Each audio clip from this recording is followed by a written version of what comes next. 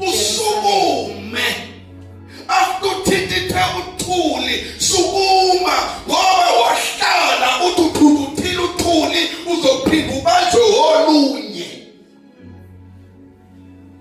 obazalwane uma usuthuthuluthile uthuli sukuma ungabe sahlala in the same position makuthi sukuma uhlale ngamanye amagama ngesikhathi kukhulunywa ngothuli kunento noma kunendawo olandwa kuyo sukuma and change the position. Mawusahamba nabangane abakuthela ngeyithuli uzoba nguluthuli ungeke umadlalo.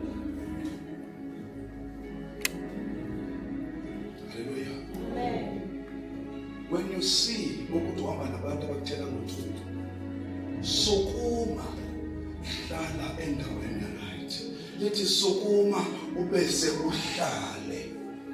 Haleluya. Amen.